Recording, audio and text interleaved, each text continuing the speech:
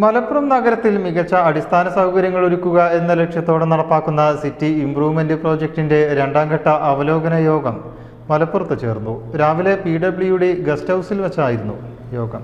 മന്ത്രി PK കുഞ്ഞാലിക്കുട്ടിയുടെ നേതൃത്വത്തിലാണ് യോഗം ചേർന്നത്. കളക്ടറേറ്റ് ധാരാളം സ്ഥലമുണ്ട്, പക്ഷേ ഒരു സൗകര്യമുള്ള ഓഫീസില്ല.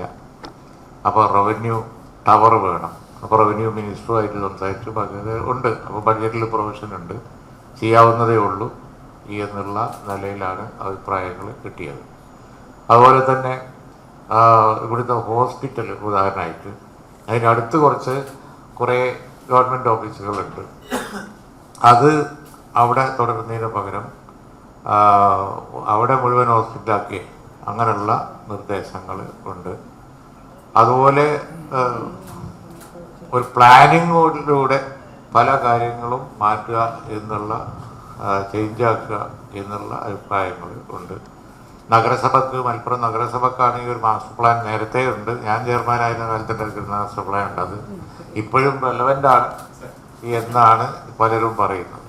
മാസ്റ്റർ പ്ലാനിൽ പല ഭാഗങ്ങളിലും അന്നുണ്ടാക്കിയ മാസ്റ്റർ പ്ലാനിലാണ് ഈ കൊമേഴ്സ്യൽ, ഹൗസിങ്, ഹോസ്പിറ്റൽ എന്നൊക്കെ പറഞ്ഞ് റിസർവ് ചെയ്തിട്ടുണ്ട്. അതൊക്കെ ഇപ്പോൾ കാലം കുറേ കഴിഞ്ഞപ്പോൾ ബിൽറ്റപ്പ് ആയിട്ടുണ്ടാവും.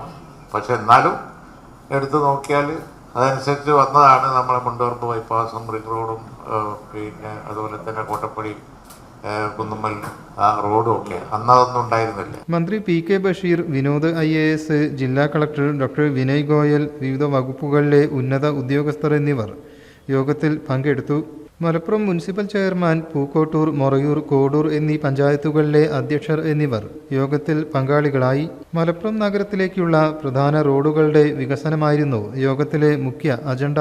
അങ്ങാടിപ്പുറം മുതൽ രാമനാട്ടുകര വരെയുള്ള ദേശീയപാതയുടെ വികസനം കേന്ദ്ര സർക്കാരിൻ്റെ പ്രത്യേക ഫണ്ട് ഉപയോഗിച്ച് നടപ്പാക്കാനുള്ള പദ്ധതിക്ക് രൂപകൽപ്പന ചെയ്തു. മക്കരപ്പറമ്പിലെയും മോങ്ങത്തെയും ഗതാഗതക്കുരുക്ക് ഒഴിവാക്കാനുള്ള കൃത്യമായ പദ്ധതിയും തയ്യാറാക്കി. പ്രധാന റോഡുകളും പദ്ധതിയുടെ ഭാഗമായി വികസിപ്പിക്കും. യോഗത്തിന് ശേഷം മന്ത്രിമാരും ജനപ്രതിനിധികളും ഉദ്യോഗസ്ഥരും അടങ്ങുന്ന സംഘം മലപ്പുറം സിവിൽ സ്റ്റേഷൻ കോമ്പൗണ്ടും നഗരത്തിൻ്റെ വിവിധ ഭാഗങ്ങളും നേരിൽ കണ്ട് പദ്ധതിയുടെ പ്രായോഗിക വശങ്ങൾ വിലയിരുത്തി. News bureau, Malappuram.